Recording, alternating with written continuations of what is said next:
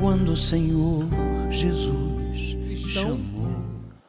Ou um fugitivo do inferno.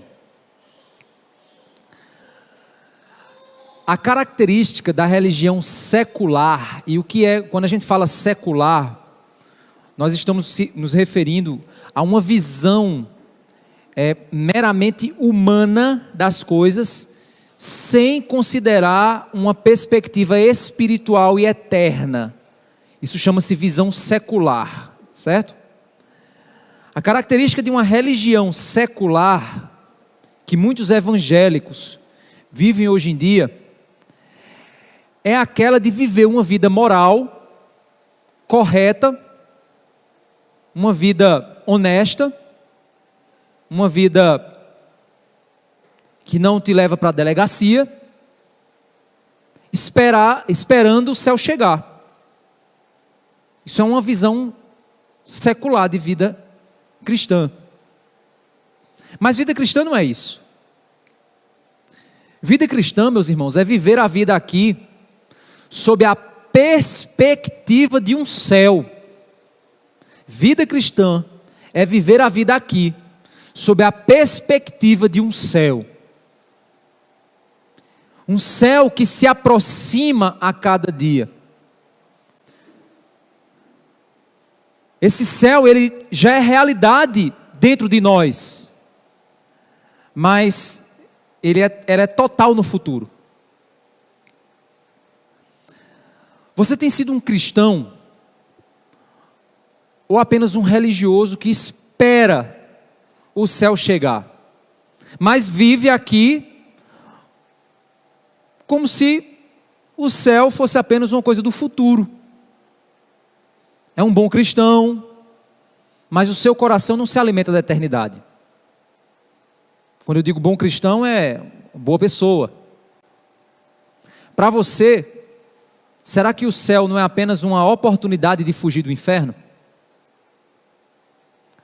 Ou para você o céu é uma espera ansiosa do teu coração? Isso diz muito a respeito da sua vida, aqui e agora. A sua vida cristã.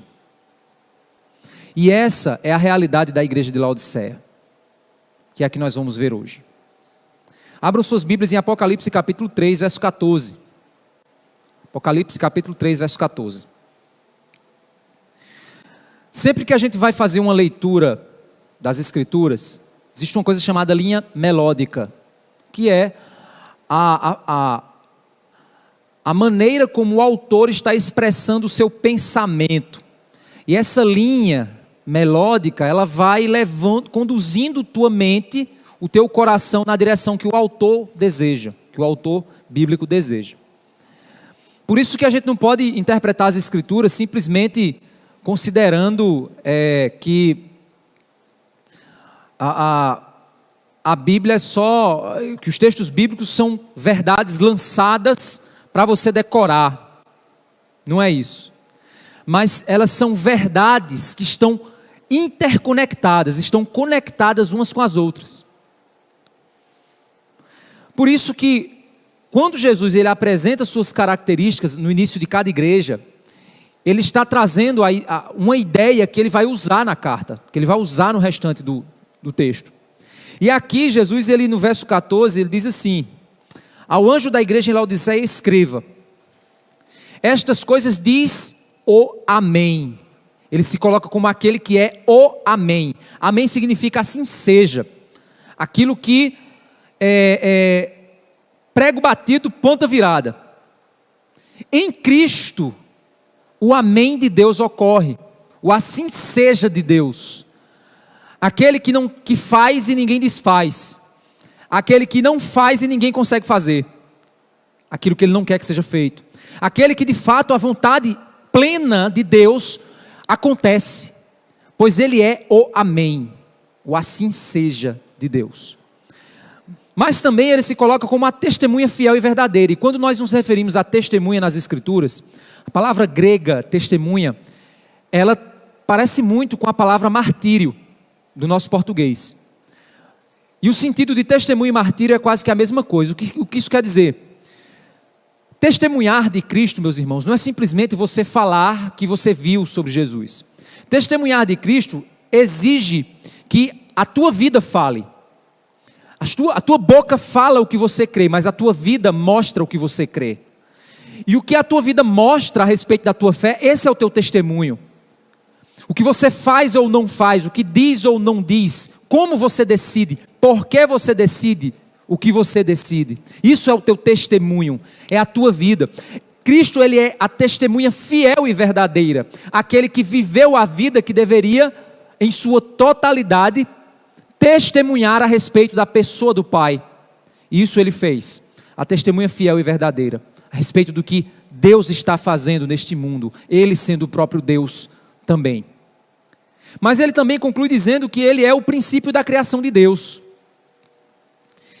E nós precisamos entender, irmãos, que quando Jesus faz referência a ser o princípio da criação de Deus, a relação que ele faz dessa característica com o todo da carta, nos leva a pensar quem Cristo é. Quem de fato é Jesus? Quem Cristo é para você? É necessário nós entendermos que Jesus, meus irmãos, ele não é somente o Filho de Deus, mas ele é uma das pessoas da Trindade. Ele é o próprio Deus. E sendo o próprio Deus, ele possui nesse relacionamento trinitário, nesse relacionamento de trindade, a característica de ser ele a inspiração e régua de medida de toda a criação. Eu quero fazer aqui um trabalho de reflexão teológica um pouco mais aprofundado com vocês. Mas essa reflexão, ela vai te conduzir a compreender o resto da carta. Por isso que eu preciso te situar dentro dessa percepção teológica. Eu vou devagar para a gente conseguir todo mundo chegar junto lá. Colossenses capítulo 1, verso 15 a 20 diz o seguinte. Colossenses capítulo 1, verso 15 a 20. O qual, ele está se referindo a Cristo, o qual é imagem do Deus invisível. O Deus que nós não vemos se torna visível em Cristo. O Deus que nós não compreendemos se torna compreensível em Cristo. O Deus que nós não ouvimos se torna audível em Cristo. Cristo é então a manifestação visível da pessoa de Deus. Não sendo ele uma forma de Deus, sendo ele o próprio Deus encarnado no meio de nós. Ele é a imagem do Deus invisível, aquele que torna compreensível o incompreensível, palatável aquilo que não se pode provar. Ele, limitando-se como homem, esvaziando-se como Deus, torna a nossa compreensão da divindade algo possível nele. Mas também ele é o primogênito de toda criação, o primeiro gerado. E quando ele fala gerado, não é porque Cristo não existia e o Pai gerou. Cristo é eterno, eternamente Deus. Cristo, ele é a inspiração da criação. Nele, como ele diz, foram criadas todas as coisas, nos céus e na terra, visíveis e invisíveis, sejam tronos, sejam dominações, sejam principados, sejam potestades. Tudo foi criado por ele e para ele. Ele é o motivo da criação, ele é a inspiração da criação, ele é a régua que determina a criação. Ele não é somente filho de Deus, mas a criação existe por ser reflexo da pessoa de Cristo. Deus não criou todas as coisas e o homem pecou e Deus disse: vai lá meu filho, se torna carne e habita. Não, ele é carne, pois nós existimos. Nós existimos porque ele se faria carne. Ele é o motivo da existência das coisas. E as coisas só existem por causa dele. Em essência, por ele. Tudo foi criado por ele, ele é o motivo. Para ele, ele é o objetivo final. E Ele é antes de todas as coisas. E todas as coisas subsistem, são sustentadas por Ele. Ele é a cabeça do corpo, Ele dá sentido, significado à existência da igreja. É o princípio e o primogênito dentre os mortos. A nova criação, aquela criação que não falhou em Adão, venceu em Cristo. Ele é o primogênito dentre os mortos, para que em tudo tenha preeminência. A nova criação é o reflexo completo e total da perfeição que só Cristo tem. Em Adão caímos, em Cristo renascemos. Em Adão a criação morreu, em Cristo a criação se torna nova. Porque foi do agrado do Pai que toda a plenitude nele habitasse, que havendo por ele feito a paz pelo sangue da sua cruz, propósito de Deus, por meio dele, através dele, sendo ele o motivo, reconciliasse consigo mesmo todas as coisas que estão na terra como as que estão nos céus.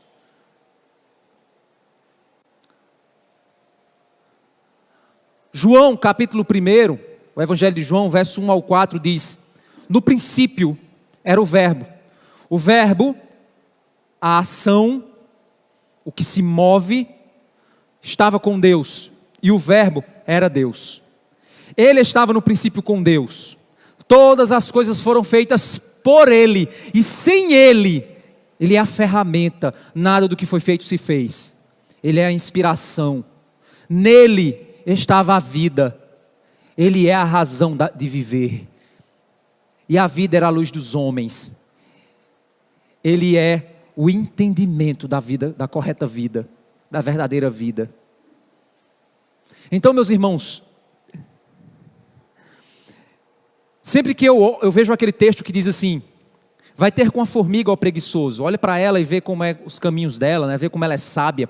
Você diz assim, interessante que Deus ele usou a formiga como exemplo da sabedoria dele. Não, por causa da sabedoria dele, ele criou a formiga para exemplificar.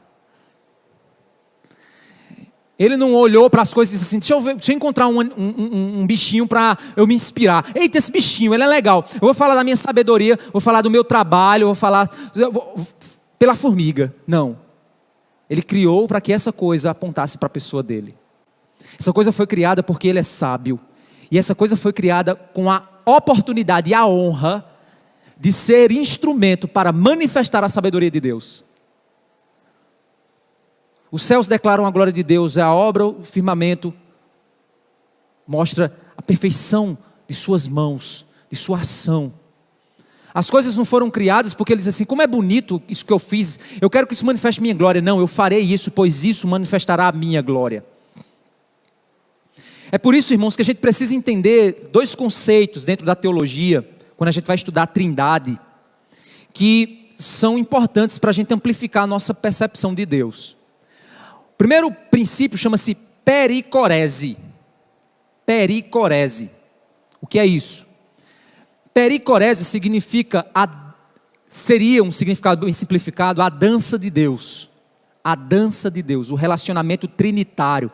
Como a Trindade se relaciona, como Deus Pai se relaciona com o Filho, com o Espírito. A Trindade é Deus.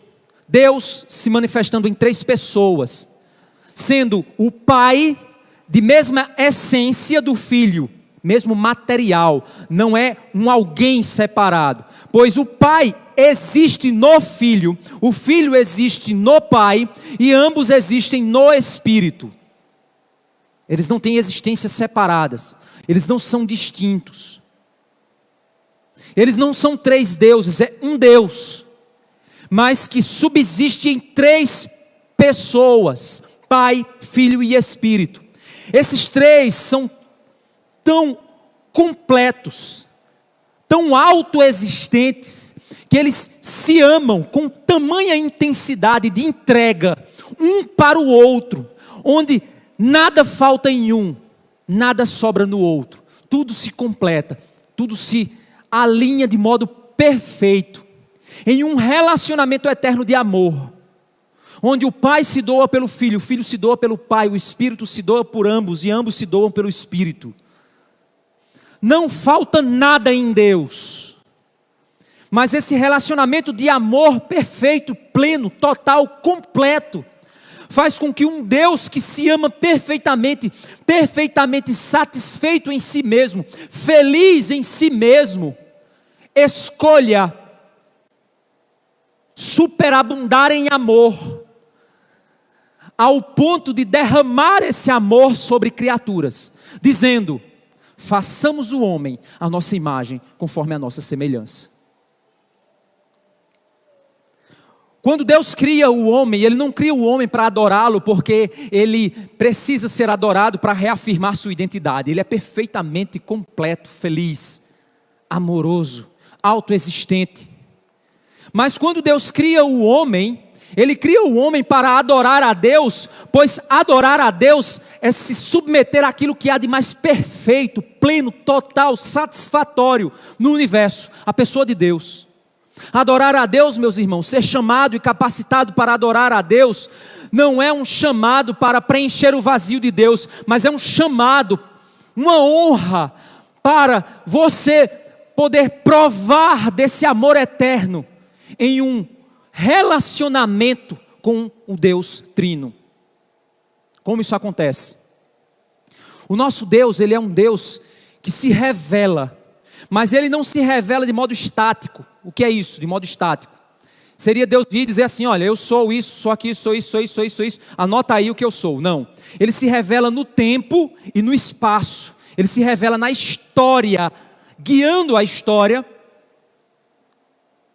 dominando a história, para revelar-se ao homem em todos os seus atributos. Esse Deus que se revela no tempo e no espaço, a teologia chama essa revelação de Deus de teodrama. É o drama da redenção. Esse teodrama, ele é vivido pelas três pessoas da Trindade em 3 atos. O primeiro ato, o Pai Criador, que cria coisas que, ao se doar por elas, elas provam satisfatoriamente do todo do amor de Deus. Essa criação se rebela contra Deus. Essa criação se afasta de Deus e quer viver de modo centrado em si mesmo. Eu não quero Deus, eu quero viver segundo a minha vontade. Eu quero o universo para mim, para eu viver do meu jeito, eu não quero me submeter a Ele. Essa criação se rebela contra Deus. Então, Deus, ao se revelar Criador, essa criação, ao rebelar-se contra o Deus Criador, leva no teodrama de Deus, Deus a revelar-se no Filho como o resgatador. E o Deus Filho se lança revelando-se em resgate. O Pai e o Filho, então, se reúnem após o resgate, morte e ressurreição, para agora, através do chamado da igreja, Ele revelar-se no terceiro ato, o Consolador, pela santificação do seu povo. O Espírito Santo exerce esse papel. Então nós temos o Pai Criador, o Filho Resgatador, Redentor, e o Espírito Consolador, Santificador. O Deus que se revela nesses 3 atos está trazendo abaixo do Filho todas as coisas no céu e na terra, reunindo para si. E todos aqueles que compreendem isso passam a participar desse amor. Como é que nós vemos isso, pastor, de maneira tão clara nas Escrituras? Lá em João capítulo 17, são vários textos, gente, que nos apresentam essa visão que eu estou dizendo a vocês. Mas eu quero, em específico, trazer um texto para que você possa enxergar essa característica de Deus nesse texto. João capítulo 17, do verso 15 ao 21, diz assim: Jesus orando ao Pai, Ele diz: não peço que os tire do mundo. Pai, eu não quero que você tire o teu povo, o nosso povo do mundo. Não quero que os tire do mundo, mas que os livre do mal.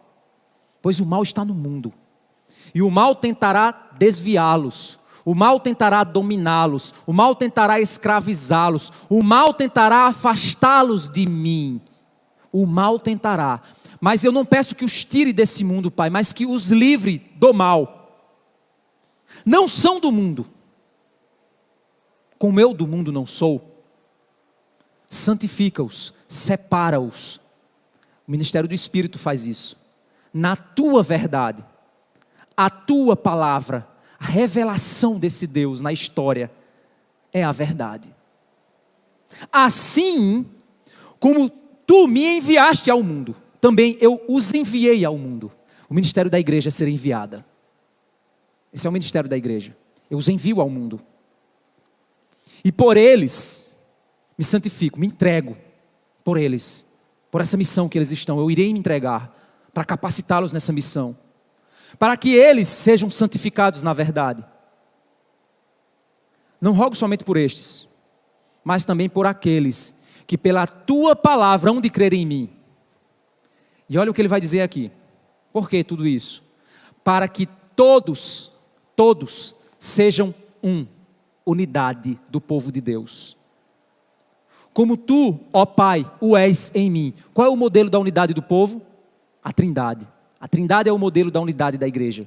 Todos nós devemos nos unir ao ponto tal, irmãos, mesmo sendo indivíduos, devemos nos unir em uma fé, em uma esperança, em um espírito, em um mesmo sentir, de tal modo que o mundo, ao olhar para nós, não veja um povo, mas veja uma unidade.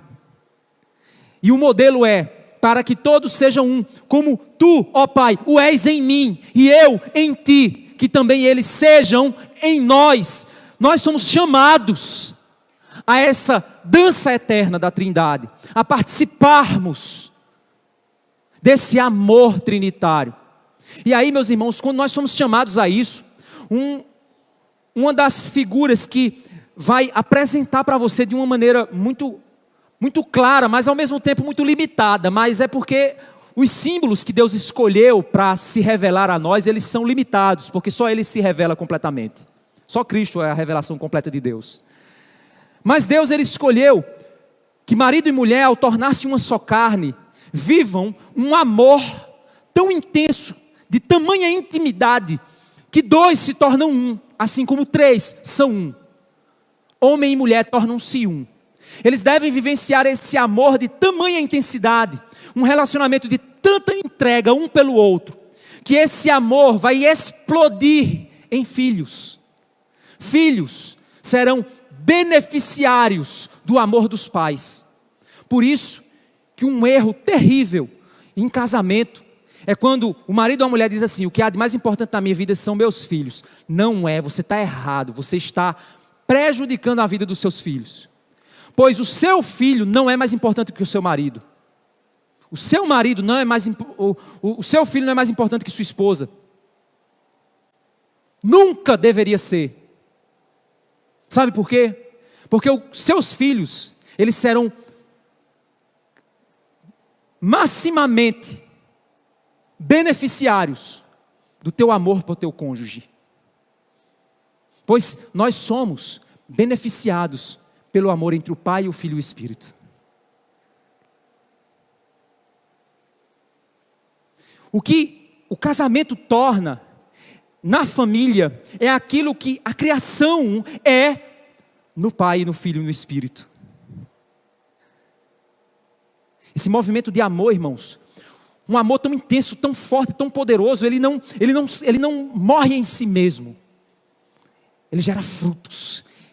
Ele gera flores, ele gera beleza, ele gera grandeza, e todos os que estiverem perto serão beneficiados pela beleza, pela grandeza, pela paz, pelo amor, que é aquilo que está sendo vivido.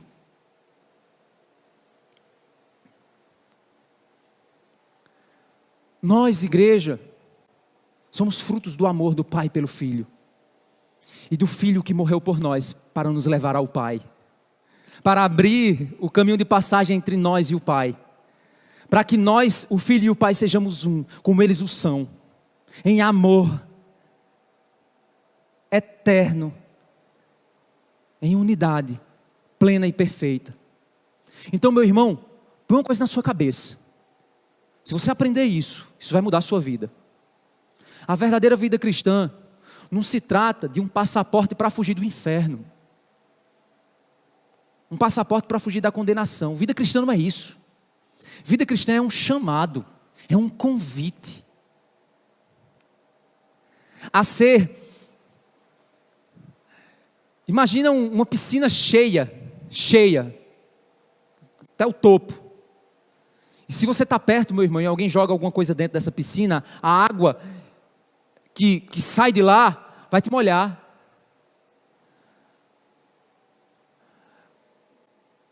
A vida cristã é um chamado para a aspersão do sangue de Cristo sobre nós. Sangue esse que simboliza a ira do Pai contra o nosso pecado,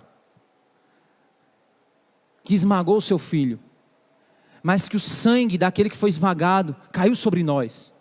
E esse sangue que caiu sobre nós abriu a porta para sermos amados pelo Pai, para participarmos desse amor, para sermos feitos filhos de Deus, para conhecermos o Pai, para sermos participantes da família do Pai, da família eterna.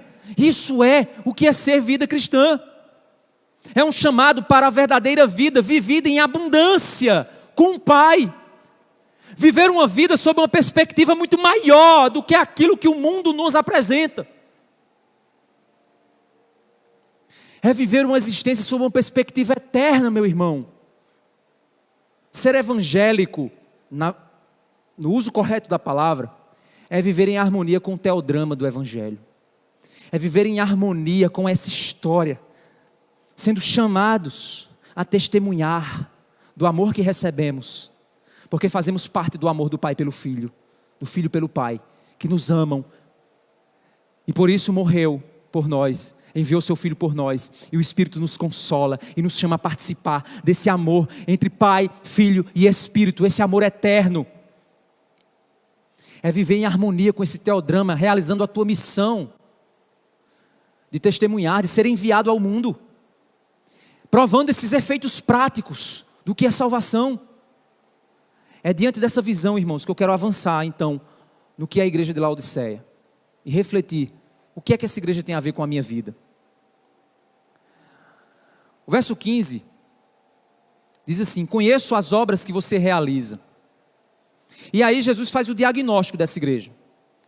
Você não é nem frio, nem quente, nem frio, nem quente. Quem dera você fosse frio ou quente. Assim, porque você é morno e não é nem quente, nem frio, estou a ponto de vomitá-lo da minha boca. Você provoca náuseas em mim, desconforto na minha pessoa. O relacionamento com você é desconfortável.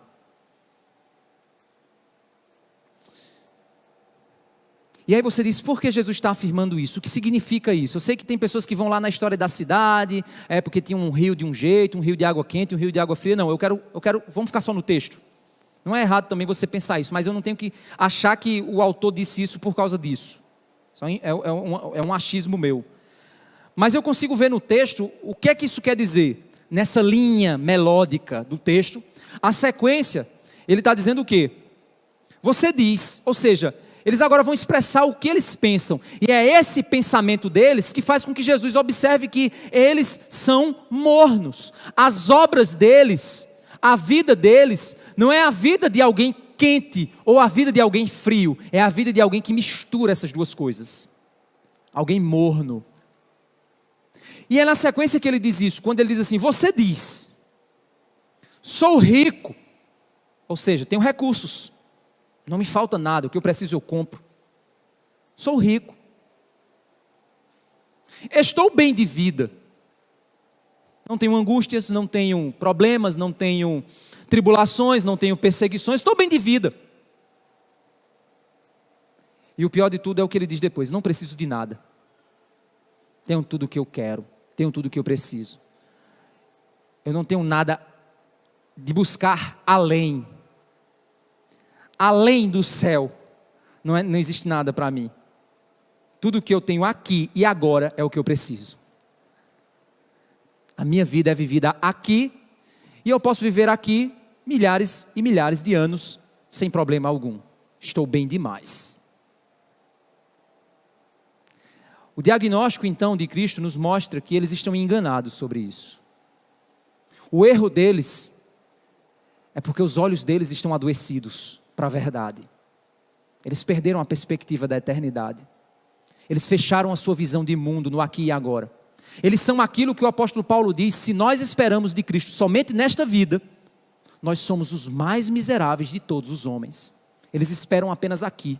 Para eles, o aqui e agora é o fim. Não é o meio para o fim, é o fim. É o alvo. É aquilo pelo qual eu me gasto. É alcançar uma boa vida nessa vida, nesse mundo. Com a riqueza desse mundo. Com a falta de problemas desse mundo, preocupações desse mundo, com a ausência de tribulações desse mundo. É viver bem aqui. Esse é o meu alvo. Conseguir passar num concurso, ter estabilidade, conseguir um bom plano de saúde, uma casa boa, um carro bom, estou bem. Agora só é viver a vida até o fim. No entanto, Cristo, no seu diagnóstico, ao olhar para aquelas pessoas, eles dizem: mas você não sabe que é infeliz. Você não é feliz de verdade. Sim, miserável. Você não é rico. Você não é abastado. Você não é completo. Você é miserável. Pobre. Esse seu dinheiro não vale nada. Essa sua riqueza não significa nada. Cego. Você não consegue enxergar. Você não está vendo a verdade. Você não vê a vida da maneira que deveria. E nu. Você acha que a sua aparência é algo? Serve de algo? Na realidade você está nu. Nada disso cobre a tua vergonha. E aí, irmãos, qual é o problema então? O problema é eu ter um bom carro, uma boa casa, um bom trabalho. O problema é eu querer viver uma vida tranquila. O problema é eu não querer tribulações. O problema é esse. O problema é eu querer uma boa vida. Esse é o problema. Não, eu não posso querer isso. Eu tenho que ser um sofredor. Eu tenho que ser um pobre. Eu tenho que ser isso. É isso, pastor, que eu tenho que ser para que Cristo não diga isso de mim. Essa é a única igreja que Jesus não faz nenhum elogio a ela. A igreja daqueles que acham que não precisam de nada. A igreja daqueles que acham que tem tudo. A igreja daqueles que pensam no aqui e agora. A igreja daqueles que são ricos. Não tem tribulações. E para eles a vida está boa demais para morrer. O problema é esse? O problema não é esse. O problema é a fonte da tua riqueza. O problema é a percepção do teu estilo de vida. O problema é a maneira como você enxerga a criação de Deus, as coisas que Deus te dá, as coisas que Deus faz para você. Esse é o problema. Quando você simplesmente tira a percepção eterna das coisas e enxerga as coisas meramente como materiais, temporárias, secularizadas, como o mundo enxerga, você perde a capacidade de enxergar a fonte da verdade, a fonte da alegria, a fonte da satisfação. Você para de provar a essência desse amor entre Pai, Filho e Espírito, porque você reduz Cristo apenas a um banco de orações para que você possa ter uma vida rica, para que você possa ter uma vida sem problemas, para que você possa ter uma vida sem ser infeliz. O problema, meu irmão, é de quem você adquire o que você tem. Para quem você trabalha naquilo que você faz. Por que motivo você se levanta pela manhã? Esse é o problema. Por isso que o remédio para isso está no verso 18. Aconselho que você compre de mim. Compre de mim. Que eu seja a fonte da tua provisão. Compre de mim. Compre de mim ouro, refinado pelo fogo, para que você seja de fato rico. não é o ouro do mundo, não é o valor das coisas que o mundo diz que tem valor, que te farão rico, que te farão famoso, que te farão feliz. Não são os valores que o mundo aponta que darão satisfação, mas é o ouro refinado no fogo da obra de Cristo. O ouro que não é ouro de tolo, é ouro verdadeiro, ouro comprado no sangue, ouro que possui valor eterno. Ele diz, ao invés de você buscar as riquezas desse mundo, ao invés de você buscar aquilo que a traça e a ferrugem consome, ao invés de você consumir sua vida para ganhar aquilo que você vai perder, perca para ganhar aquilo que você não perde. Ao invés de você querer ganhar a vida, você irá perdê-la. Jesus disse, aquele que perder a vida por minha causa, ganhará. O mundo não é a régua de medida das coisas. Cristo é a régua de medida daquilo que realmente importa. Ele é a fonte do verdadeiro valor. Por isso ele diz, compre de mim ouro, para que você seja de fato rico. Irmãos, eu me refiro, isso vem na minha mente, eu me refiro a isso, não é para me exaltar, pois eu sou homem, estou aqui e amanhã eu posso não estar. Não existe em mim nenhuma força que não seja a graça de Deus em mim. Mas eu, quando trabalhava na empresa, eu ia lá para resolver os problemas e estava lá, chegava em casa todo sujo de cimento, graxa. E aí eu pensava comigo, dizia, meu Deus, eu não quero morrer, depois de muitos anos, morrer e na minha lápide está escrito lá, morreu um grande engenheiro, morreu um grande fabricante de cimento. Não quero isso. Eu não quero gastar minha vida, consumir minha vida naquilo que não é pão, naquilo que não é eterno. Eu orava a Deus dessa forma. Deus me deu a oportunidade e me chamou e disse, então eu quero que você gaste sua vida naquilo que é eterno. E eu tenho feito isso. Eu vejo aqueles homens de Deus, muitos e muitos anos de ministério, fico dizendo assim, quanto eles não gastaram dos seus joelhos, das suas lágrimas, da sua vida, para levar aquilo que é eterno. Que bênção é essa? Não estou dizendo que você precisa largar sua vida para ser missionário ou para ser pastor, não é isso. Mas você precisa abrir a sua mente e parar para pensar se o quanto você se desgasta na sua vida é por aquilo que é eterno. Se você negocia o seu tempo naquilo que é Deus, por aquilo que é homem, o quanto você desgasta a sua vida pela glória desse mundo, pela riqueza desse mundo, pelos valores desse mundo. E você perde a perspectiva do real valor que Cristo tem no convite que Ele te faz a participar da santidade dEle, do amor dEle. Mas não só isso, irmãos, o estilo de vida também. Ele diz, compre vestes brancas. Vestes brancas indicam santidade, para se vestir. Desenvolva um estilo de vida que não está tentando ostentar no mundo um padrão. Talvez um religioso com roupas muito religiosas. Talvez como fariseu com filactérios que encostavam no chão e que demonstravam santidade. Talvez uma riqueza aparente na sua roupa, no seu jeito, na sua fala, na sua casa, tentando mostrar no seu carro, tentando mostrar um estilo de vida que o mundo iria te aplaudir, que o mundo iria te premiar. Mas esse estilo de vida, essas roupas não são brancas, não foram compradas com sangue, não são santas. São aquilo que o mundo valoriza, não aquilo que de fato vestiria a tua vergonha, o teu pecado, a tua maldade, a tua perversidade.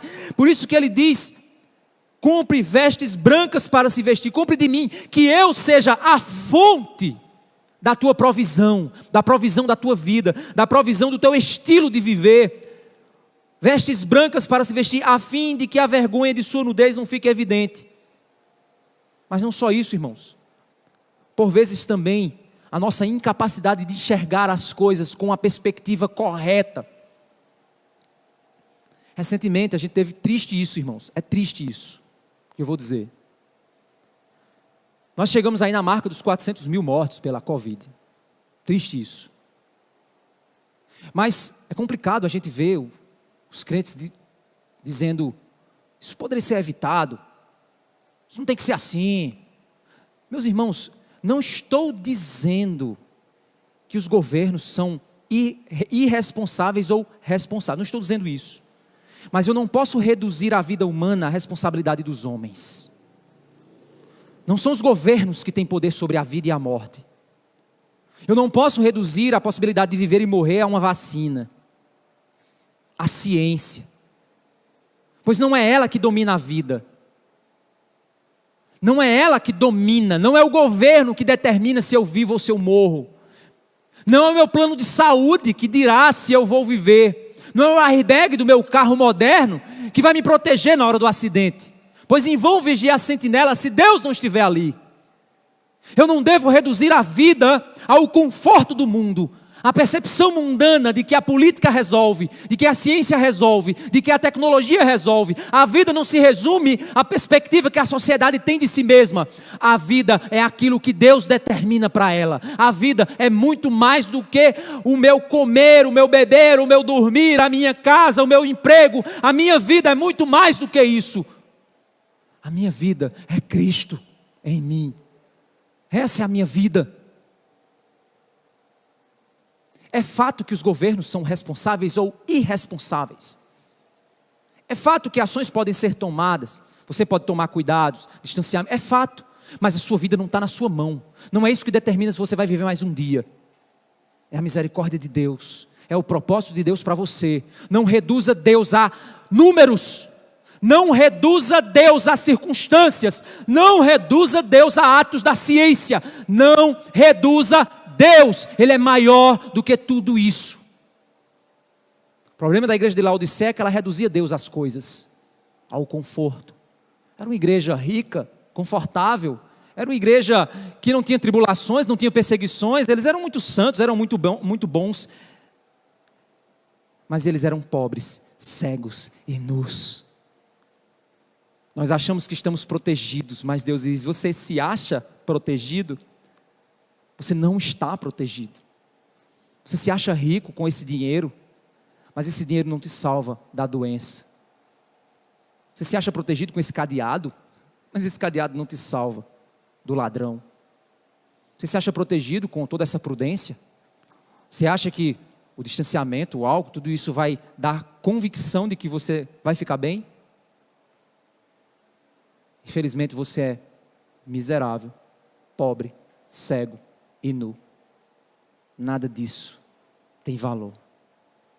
Que eu seja a fonte da riqueza. Que eu seja a fonte do que te veste de santidade. E que eu seja a fonte da maneira como você enxerga o mundo, a vida, a família, as coisas criadas. Pois ele diz aqui, e colírio, para ungir os olhos, a fim de que você possa ver.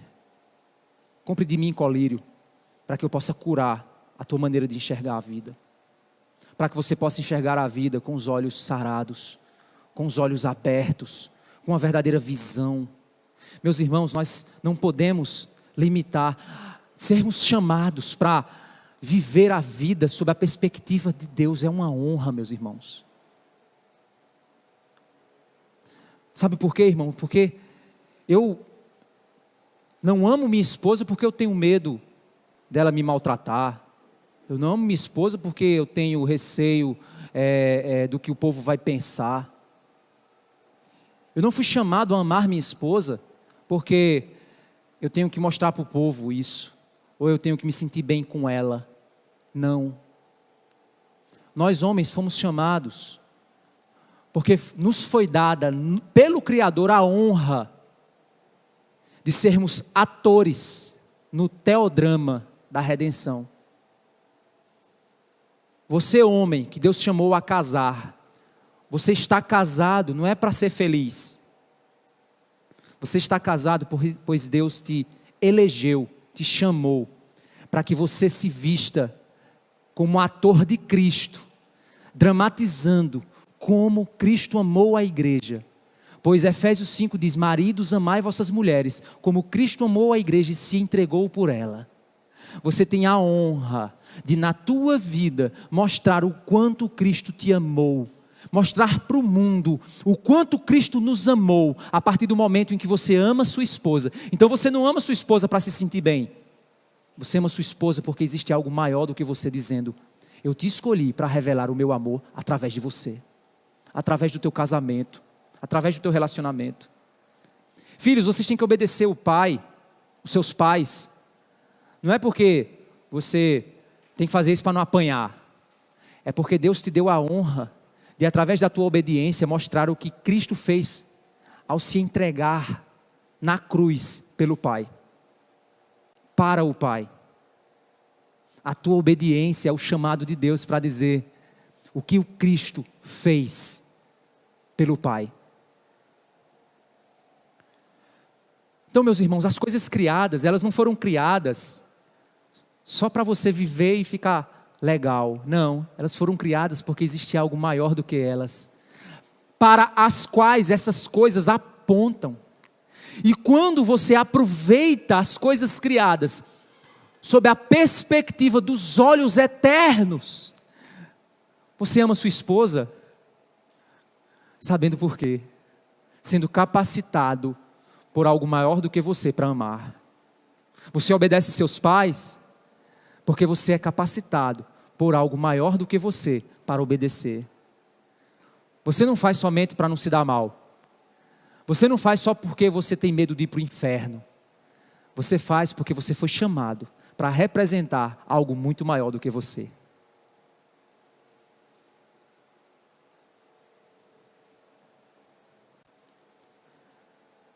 É importante, irmãos, porque lá em Mateus 16, 25, Jesus ele afirma lá a seguinte coisa: aquele que quiser ganhar sua vida, perdê-la-á, mas o que perder a sua vida por minha causa, a ganhará. O autor Timothy Keller, ele interpreta isso de uma maneira fantástica, numa frase bem simples. Olha o que ele diz: se você buscar a felicidade mais do que buscar a mim, isso é Jesus dizendo, é como se Jesus estivesse dizendo isso, certo? Se você buscar a felicidade mais do que busca a mim, não terá nenhuma coisa nem outra. Mas, se você procurar me servir mais do que busca a felicidade, você terá as duas coisas. Terá a mim e a felicidade. Ser feliz, meus irmãos, não é ausência de problemas. Ser feliz é estar contente, apesar das circunstâncias. Isso é ser feliz. E a felicidade não precisa de um lugar, precisa de uma pessoa. A felicidade não precisa de uma circunstância, precisa de um Deus que controla elas. É por isso, irmãos, que a igreja de Laodiceia estava doente. Porque a fonte da alegria dela era o que o mundo dizia que era riqueza. O que o mundo dizia que era poder. O que o mundo dizia que era prazer. E eu oro a Deus constantemente por isso, irmãos. Esse tempo de pandemia é um tempo muito angustiante para todos nós. Mas eu posso falar por mim, como pastor. A gente vê o pior das pessoas se despertando no meio da crise, do ser humano, da sociedade. E eu confesso a vocês, irmãos, que eu tenho orado e sempre orado ao Senhor nesse sentido, dizendo assim: Deus, como é triste viver nesse mundo de tanta maldade, de tanta perversidade. E aí a gente começa a ser saudoso do céu. E aí nós começamos a ficar insensíveis à vida, esperando a morte, e deixamos de viver. E aí eu me pegava pensando: Deus, eu só tenho 5 anos de ministério. Quantos anos a mais eu vou ter? Quanto de vida eu vou viver até chegar lá? até provar a plenitude. E eu confesso a vocês, isso é depressivo, é desgastante, é triste. E aí, lendo grandes homens do passado, ouvindo grandes pregadores, a gente vai refletindo, vai meditando. E aí na oração eu dizia, Deus, me mostra a beleza da vida. Eu quero ver a beleza da vida. E aí, ouvindo pregações, lendo livros, teólogos antigos, eu comecei a compreender que o nosso problema, irmãos, é porque os nossos olhos estão doentes. Porque o mundo nos adoece. Mas se nós recebermos do Senhor esse colírio, e limparmos os nossos olhos e olharmos a vida sob a perspectiva de Deus, tudo passa a ser vivido de modo colorido, não mais de modo preto e branco. As tribulações não são meras angústias sem razão, mas são dilemas da preparação da alma, oportunidades de ser amado, de ser cuidado. Um quadro pintado, você só percebe que existe uma luz nele. Para quem já pintou, eu já pintei óleo sobre tela. Para que você possa pintar uma luz, a primeira coisa que você tem que fazer é pintar tudo escuro antes. Você precisa pintar, você vai pintar um quarto escuro. Você precisa pintar a tela toda de preto, primeiro, para você poder colocar uma tinta amarelada ou branca, para dizer, ali tem uma luz. Muitas vezes, meus irmãos, são nas angústias que nós vemos o cuidado, o amor de Deus. São nelas que nós vemos mais claramente as coisas. Nós temos nas Escrituras, até o nosso irmão Denner estava falando sobre isso, né? No final do culto, ele chegou para mim e disse, pastor, eu estava pensando, seria essa a história de Ló? Irmãos, Ló era um crente. Ló era um crente morno. Por que ele era um crente morno? Lá em Pedro diz que Ló, ele se angustiava ao ver o comportamento de Sodoma e Gomorra. Era um justo no meio daquela cidade corrompida e se sentindo angustiado. Mas você se pergunta, por que Ló escolheu ir para lá? Por que Ló não saiu de lá? Porque Ló amava a riqueza. Ló amava o conforto que Sodoma dava para ele. Ló amava aquilo que era material no que a cidade permitia. A gente teve um estudo de homens que a gente chegou nessa conclusão. Ló era alguém que deixava sua alma angustiada, pois ele esperava que o seu conforto estivesse naquelas coisas e ele deixou de esperar em Deus. Se tornou um crente morno. É tanto que os anjos, para poder salvá-lo, tiveram que agarrar pela mão e tirar ele da cidade. A esposa olhou para trás e se tornou o estátua de sal. E as filhas já estavam tão corrompidas que embebedaram o pai para ficar grávida dele. Já pararam para pensar, filha de crente fazendo isso? Será que não estavam corrompidas pela cidade? Meninas essas que já haviam sido entregues para serem esposas de rapazes incrédulos, que nem acreditavam na própria palavra de Ló. Uma família completamente desestruturada. Todos tendo um crente ali. Mas alguém que já se secularizou, que perdeu a perspectiva eterna. É por isso, irmãos, que precisamos entender por que Jesus, ele nos chama a atenção. E ele diz, mudem a perspectiva de vocês. E aí, irmãos, diante disso, as minhas orações, eu peço a Deus que Ele me dê a capacidade de ver a beleza da sua criação, da sua mão nas circunstâncias.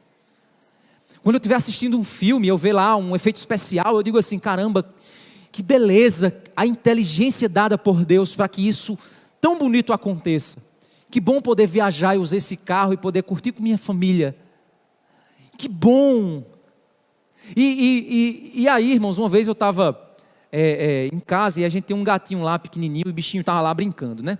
E aí ele subiu numa cadeira, tinha uma cadeira distante da outra e ele subiu lá na cadeira, aí olhou para outra cadeira, aí fez, né? Mirando, pulou, passou direto, né? Quer dizer, passou antes, buf, no chão. Aí eu digo, eita, calculasse errou teu cálculo. Aí um dia desse eu assistindo TV, aí vi uma reportagem, aquelas reportagens sobre animais, né? Aí um cientista explicando por que os animais brincam. Aí ele dizendo, os animais eles brincam, tal. Resumindo a explicação dele, os animais eles brincam Porque durante a fase da infância é o momento onde o nosso cérebro está em pleno desenvolvimento das habilidades cognitivas e de movimento. Então, o que é a brincadeira? Aí o cara, ele deu a explicação dele, né? Eu vou dar a explicação cristã. Deus permitiu que a infância fosse o período onde as crianças pudessem simular condições da vida adulta, para que possam aprender como se defender, como viver quando ficarem adultos. Por isso que hoje criança em celular, o cérebro dele deve ficar desse tamanho. Ele não brinca mais, ele não cria mais histórias, ele não inventa coisas, ele não fala os bonequinhos ficar conversando. Você brigou comigo, agora vamos resolver a briga. As crianças não estão mais fazendo isso. Ou seja, o que é que um animalzinho ele faz quando está brincando? Por isso que animal brinca, não é porque ele é, bichinho, é uma criancinha. Não, ele está brincando. Por quê? Ele está caçando aquela mosquinha, porque quando ele crescer ele vai precisar de comida, então ele vai caçar comida. Então ele precisa exercitar as habilidades de caça. E aí eu disse, meu Deus, que coisa bonita. E aí outro dia eu cheguei lá e fui observar o bichinho lá brincando. E ele lá, aí brigando com a outra gata lá. Aí ele pega assim e fica dando chute com a pata. E eu só observando aquilo e naquilo observando, dizendo, meu Deus, ele nem tem consciência de que o que ele está fazendo foi programado pelo Criador. Que está preparando ele para a vida adulta e ele nem percebe isso. Ele nem tem consciência de si mesmo, quanto mais de que a brincadeira dele prepara ele para o futuro. Sabe o que é isso? É olhar sob a perspectiva de Deus. É ver a beleza das coisas criadas por Deus. E isso, meus irmãos, muda tudo da nossa vida. A maneira como você brinca seu joguinho. Você jovem, pega seu joguinho lá para brincar. Você se diverte com aquele joguinho, entendendo que aquele momento que você está ali é um momento que Deus te presenteou para usar aquele tempo para descontrair, se divertir. Ou aquele jogo é o teu Deus que te controla, que determina teu horário de acordar, teu horário de dormir, teu horário de estudar, que te domina. Se é aquilo que te domina, você não está aproveitando o que Deus criou com a perspectiva de Deus. Você está perdendo a oportunidade de viver uma vida quente. Mas você talvez seja um crente e está vivendo uma vida de crente sob a perspectiva do mundo. Por isso você é alguém morno, que faz as coisas sem ver a eternidade. E aí, meus irmãos, por que Jesus faz isso? Por que Ele repreende essa igreja? Primeiro, o desejo de Cristo para eles. Em primeiro lugar, que eles percebam o amor dEle. Verso 19. Eu repreendo e disciplino aqueles que amo, portanto seja zeloso e arrependa-se. Segundo, Jesus quer relacionar-se profundamente com o seu povo. Eis que estou à porta e bato, se alguém ouvir a minha voz e abrir a porta, entrarei em sua casa, cearei com ele e ele comigo. Você vai sentar na mesa com o Senhor, conversar com Ele, relacionar-se com Ele, ter intimidade com Ele. Ele quer ter intimidade com você. Mas essa igreja não estava nem ouvindo a voz dEle. Não desejava intimidade com Ele. Ela não precisava dEle. Ela já tinha tudo. Deus já tinha dado tudo a eles. Eles não precisavam de nada. Mas também Cristo quer nos chamar para reinar com Ele, naquilo que virá. Ao vencedor darei o direito de sentar-se comigo no meu trono, assim como eu venci. Pois, meus irmãos, nessa vida, o mal nos rodeia. Não peço que os tire do mundo, mas que os livre do mal. Cristo, nessa vida, nesse mundo, viveu, mas Ele viveu na presença do Pai. Ele se alegrou na presença do Pai, apesar das dores. Ele viveu sob a perspectiva eterna, apesar dos problemas. Mas Ele venceu. E Ele diz, assim como eu também venci, me sentei com o meu Pai no meu trono. No seu trono. Quem tem ouvidos, ouça o que o Espírito diz às igrejas.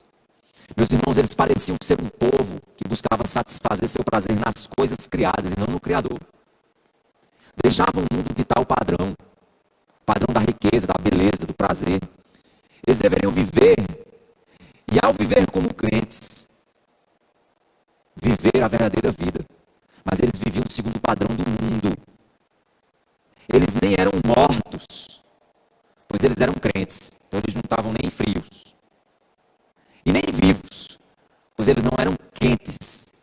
Eles não estavam em comunhão plena com Deus. Mas eles misturavam a vida cristã aos valores do mundo, e por isso eles eram mornos.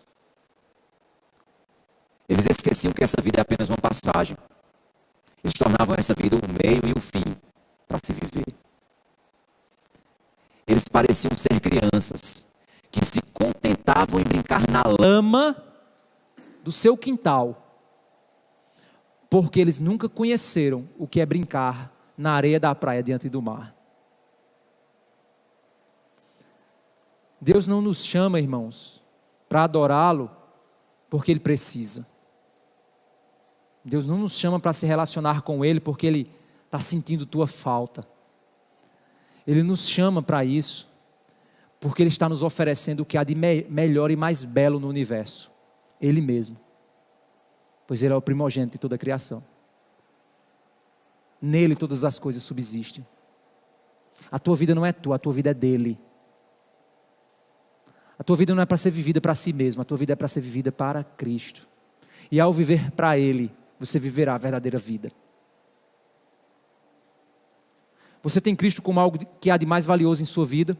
Você tem a vontade dEle como caminho para a verdadeira felicidade. É Ele o prazer que você busca.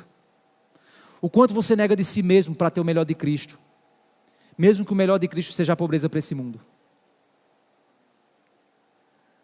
Não podemos ser morno, irmãos.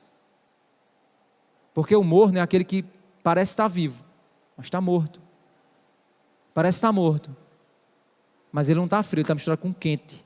Ele está morno. Por isso que a gente não pode ter o coração frio desse mundo. O que é o coração frio desse mundo?